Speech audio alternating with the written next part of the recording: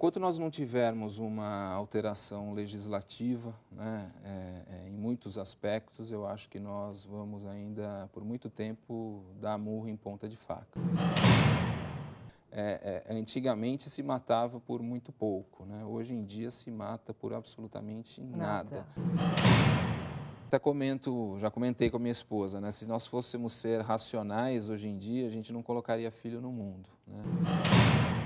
As ameaças vêm, os recados chegam, mas se a gente for se deixar intimidar, né, aí a gente não vai estar exercendo efetivamente a função que devemos exercer, né? Lógico que a gente tem receio em muitos aspectos e toma os nossos cuidados, mas isso não faz com que a gente deixe de agir.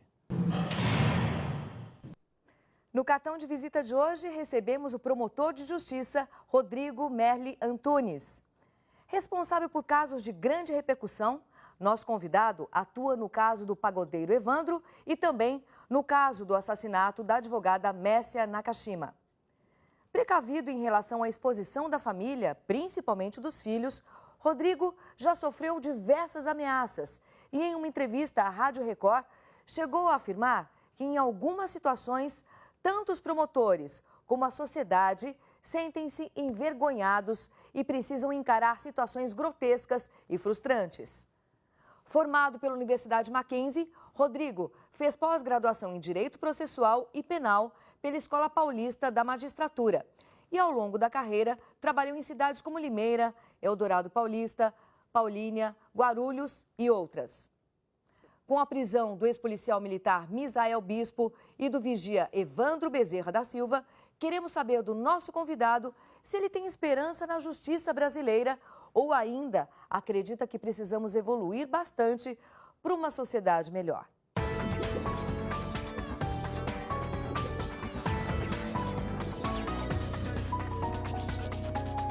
Doutor Rodrigo, qual é o seu sentimento após a prisão do vigia Evandro Bezerra da Silva? Bem-vindo ao cartão de visita. Obrigado, é um prazer estar aqui participando do seu programa. E, enfim, a minha sensação com a prisão não só do Evandro como do Misael, né? Do Misael em fevereiro desse ano, agora o Evandro no final de junho, a sensação é de mais uma etapa efetivamente cumprida, né? Acho que não só eu, como todos os personagens envolvidos com esse processo, a família principalmente, né, da vítima e a sociedade em geral, todos ansiavam muito por esse momento, né? Porque até então nós tínhamos várias decisões favoráveis, né? Tínhamos decretos de prisão, tínhamos já a determinação de julgamento popular de ambos. Claro que tudo isso nós buscamos com muito trabalho, com muito esforço, mas claro que ficava aquela sensação de insuficiência, de impotência e de falta de efetividade, né? E com a prisão, parece que pelo menos essa página, né, desta etapa, dessa longa etapa, já foi virada. Falta ainda alguns outros procedimentos, algumas outras etapas. Quais os próximos passos desse processo? Eles vão à júri popular? Vão à júri popular, isso com certeza eles não vão conseguir fazer com que isso deixe de acontecer. E nós estamos aguardando aí ainda um julgamento de um recurso. Na verdade, o recurso já foi julgado, falta publicar o acórdão desse julgamento e aí o juiz de Guarulhos estará liberado para designar o júri popular dos dois, que eu acredito deva ocorrer até o final do primeiro semestre do ano que vem, 2013. Antes disso, certamente a gente não vai conseguir. Enquanto o Misael Bispo e o Evandro não tinham sido presos, ficava claro nas entrevistas que o senhor tinha um pouco de mágoa. Com o caso já nos seus passos finais, muda um pouquinho a sua visão ou não? Não, na verdade eu não tinha um sentimento de mágoa. Na verdade o meu empenho ele é igual em todo e qualquer processo, né? Eu não tenho o Misael como um inimigo, não tenho os advogados do Misael, do Evandro ou o próprio Evandro, eles não são meus inimigos, né? Eles são meus adversários no processo. Claro que eu não aprovo aquilo que eles fizeram, óbvio, mas não é nada dirigido, não é nada mal intencionado, né? Não é nada pessoal.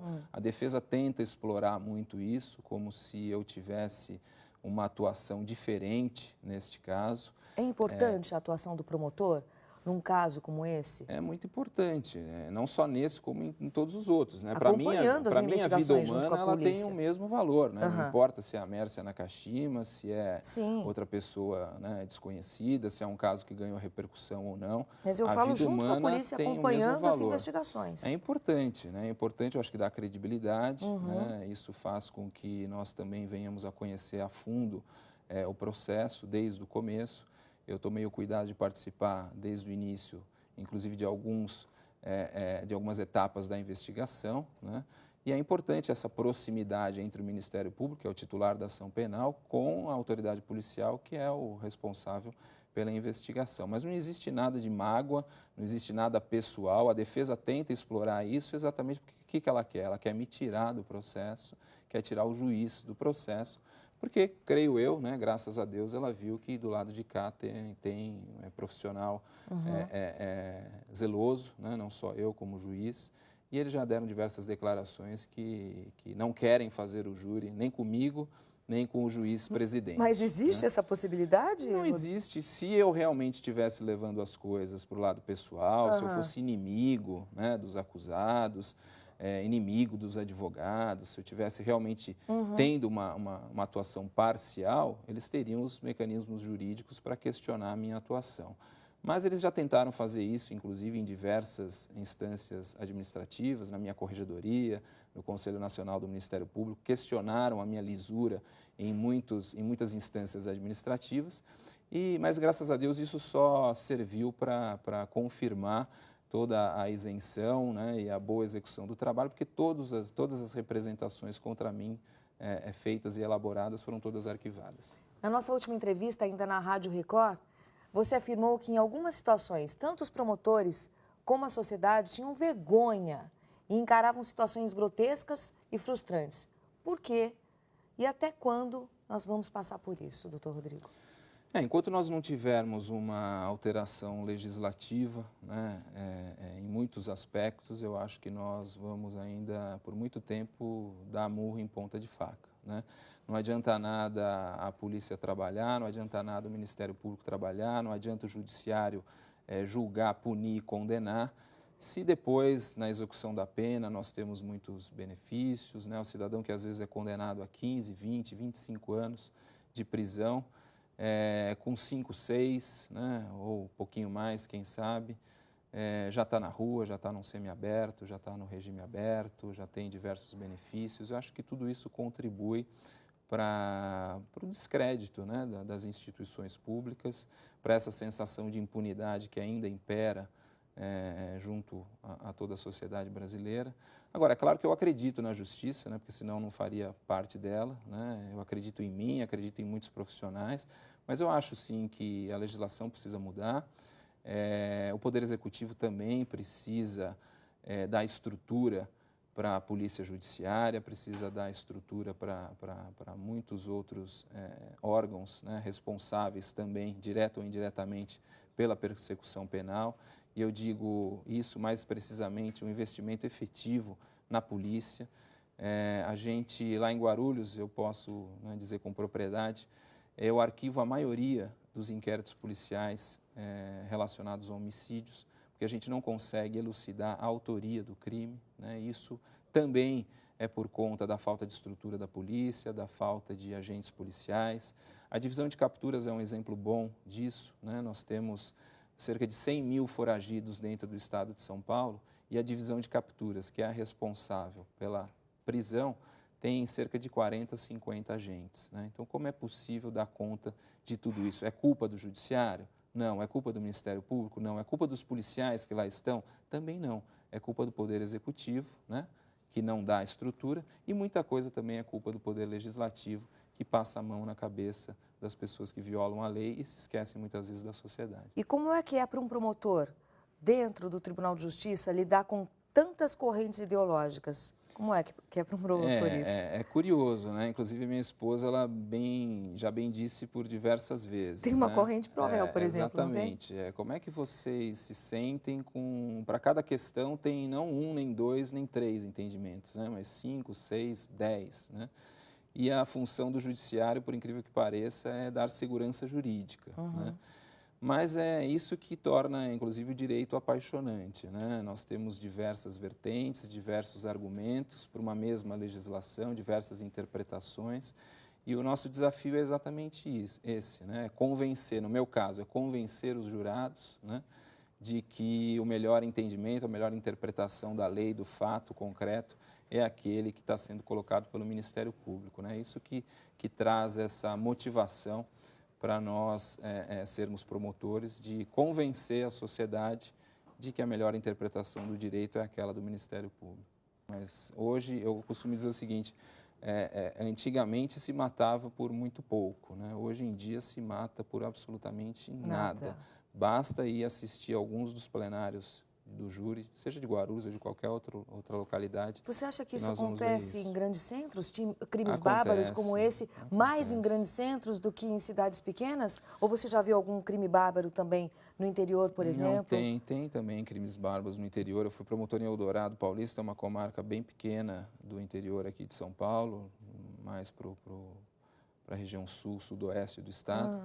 E lá também existiam muitos delitos cruéis, né? Vítimas amarradas, vítimas degoladas. Né? Geralmente no interior é mais morte com arma branca, com faca, com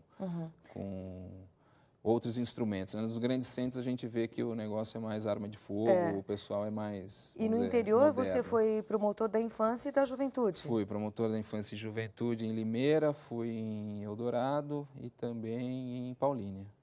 Menores infratores, inclusive.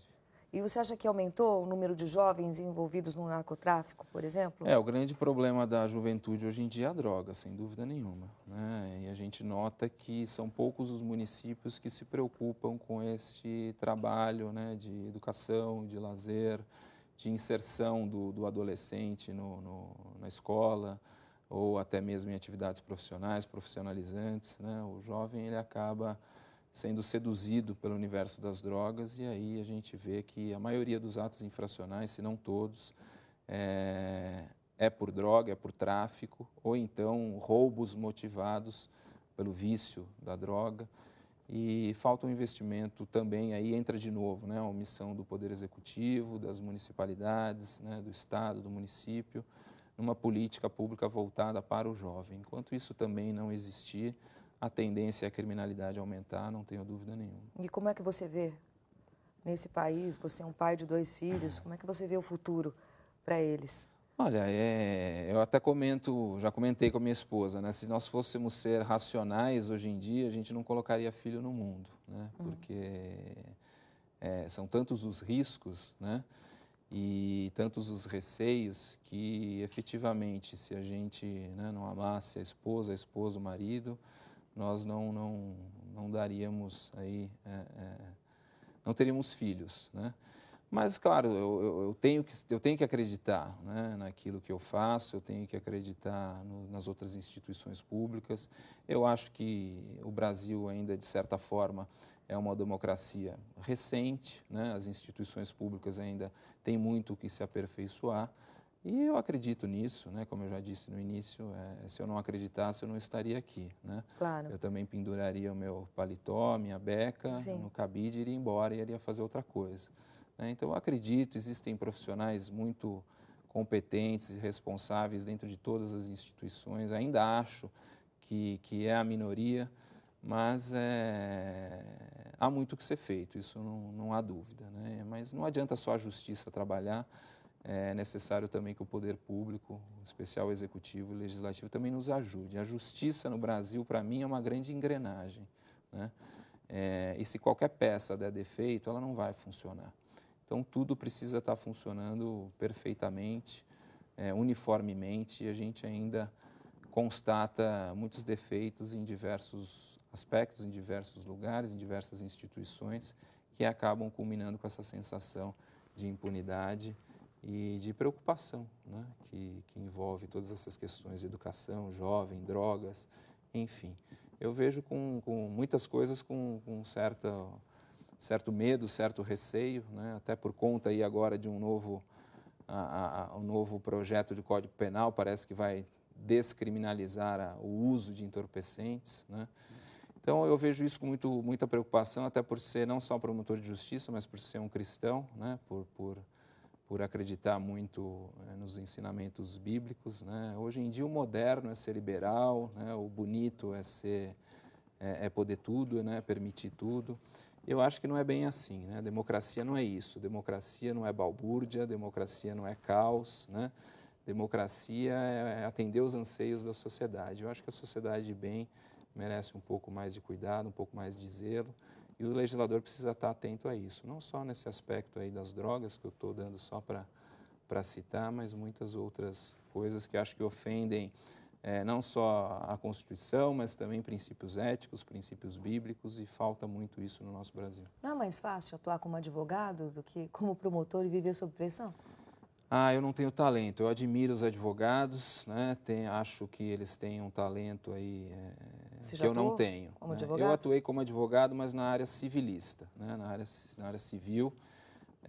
Na área criminal não me sinto nem um pouco à vontade. Jamais pegaria um caso concreto onde eu tivesse a certeza de que o cidadão é culpado e me esforçaria para dizer o contrário, né? Aliás, isso já me incomodava quando eu era advogado só civil, né? Sim. Eu pegava muitos processos aí para defender construtoras, empreiteiras que não tinham cuidado com seus empregados, né? E invariavelmente eles se acidentavam, morriam, ficavam sem as pernas, sem os braços, e eu, como advogado da construtora, tinha que defender.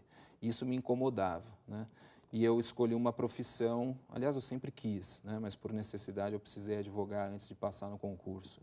Mas eu sempre procurei uma profissão ligada ao direito, mas que me desse independência funcional, ou seja, eu atuar, eu postular em juízo por aquilo que efetivamente eu acreditasse. E isso eu encontro no Ministério Público. Você já atuou também em diversos processos de improbidade administrativa contra políticos. O que é mais tenso? Atuar em um caso como o da Messia ou de improbidade? Olha, os dois exigem cuidado, né, atenção, os dois são trabalhosos, mas eu acho que processos envolvendo altas autoridades, eles acabam ensejando uma pressão ainda maior sobre nós, né? Porque, na verdade, são criminosos, né, mas que gozam de autoridade, de poder, e ao contrário dos, vamos dizer, criminosos comuns, né, da esfera penal, os assassinos, os homicidas, né, que matam também, são violentos, são perigosos também, mas não são detentores de poder, né? Então, esses agentes políticos, eles têm influência, eles exercem influência, eles tentam intimidar, mas, graças a Deus, eu acho que eu sempre consegui atuar de acordo com a minha convicção, seja nos processos criminais comuns, seja nos de improbidade, mas a gente sente, sim, uma certa pressão, né? Isso de toda parte. As ameaças vêm, os recados chegam, mas se a gente for se deixar intimidar, né, aí a gente não vai estar exercendo efetivamente a função que devemos exercer, né? Quem tem medo de ser promotor, quem tem medo de ser juiz, não pode ser, né? Tem que procurar outra carreira. Lógico que a gente tem receio em muitos aspectos e toma os nossos cuidados, mas isso não faz com que a gente deixe de agir. Em uma entrevista, você deu uma declaração que é o nosso mural da semana. Há uma frase que diz que o crime não compensa. Eu tenho que dizer, infelizmente, no Brasil, o crime compensa. Quando um promotor faz esse tipo de afirmação, não é sinal de que nós estamos no pior cenário possível, doutor Rodrigo? Eu disse isso, inclusive, eu acho que eu complementei na oportunidade. Eu disse que a gente caminhava para o buraco. Pode né? complementar a frase. É uma expressão até bastante coloquial, mas é verdade. Em diversos momentos eu me deparo com situações que me deixam extremamente frustrado, né? E efetivamente, em muitos momentos, descrente, né? Mas, graças a Deus, eu consigo encontrar força para continuar trabalhando, né, para acreditar naquilo que eu faço. Mas, por conta dessas deficiências do nosso Estado, eu ainda acho, e repito hoje isso, né, não estou querendo retroceder naquilo que eu disse, não, eu reafirmo. Eu ainda acho que no Brasil o crime compensa sim. A maioria dos delitos que nós apuramos, que nós descobrimos, eles são sim efetivamente punidos. Mas mesmo assim, eu acho que muitas vezes eles compensam. Porque o cidadão, como eu disse no início do programa, né, ele fica preso 1, 2, 3 anos, 4 anos, depois ele volta para sua casa, ele volta para o seio da família, né, ao passo que a vítima não volta nunca mais. Né? E fora isso, como eu mencionei, a maioria dos delitos nós não apuramos. Né? A maioria dos delitos, a autoria, ela é desconhecida, né? Em especial nos crimes de homicídio. As pessoas têm medo de testemunhar, o Estado não confere proteção às pessoas que querem dizer o que sabem, então as pessoas com medo preferem ficar quietas, é a chamada lei do silêncio, que impera sim e muito, em Guarulhos principalmente. O programa de proteção à vítima e testemunhas também, que deveria ser fornecido de uma forma exemplar pelo Estado, muitas vezes não é, né? E nos grandes centros ainda assim, mas pelos rincões afora aí do Brasil certamente não. E então eu reafirmo, a estrutura ainda é pífia, né? A investigação ainda é arcaica, essas perícias, né? Que é o grande, que deveria ser o carro-chefe das investigações criminais, e nós aí acostumados a assistir esses programas, né, internacionais, de investigação criminal, parece que no Brasil é tudo assim, imagina, né? Geralmente, quando o caso ganha uma repercussão, quando tem uma pressão da imprensa, da mídia, aí a coisa funciona, né? Mas no processo do José, da Maria, né, não é bem assim. E a gente, como promotor de justiça, sabe. Então, falta investimento, falta estrutura e uma legislação efetiva que puna, né, quem viola e ofende as nossas leis e os bens jurídicos aí mais importantes da sociedade. Vamos para um breve intervalo, voltamos já. Cartão de visita tem apoio da Dentifix, Formato Móveis e Estúdio W. E se você quiser também, mande um e-mail para a gente. Faça como o Marcos Terra, o Rodrigo, o Paulo Piquini e outros. Escreva para o nosso programa no cartãodevisita@r7.com. Breve intervalinho e voltamos já.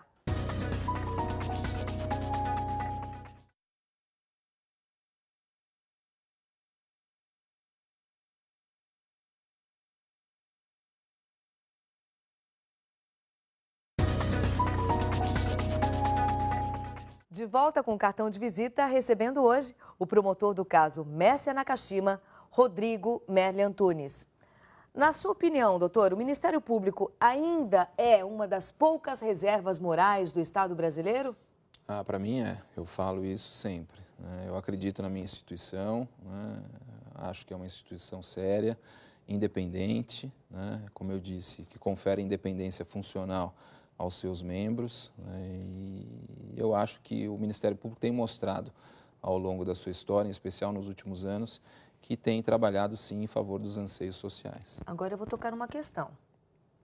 E o caso do ex-senador Demóstenes voltar a atuar como procurador não mancha essa imagem? Com certeza mancha, né? Isso é uma vergonha. Aliás, era um dos vamos dizer, dos líderes, né? Vamos dizer, um senador que brigava também pelos interesses institucionais dos ministérios públicos, né? De todos os estados.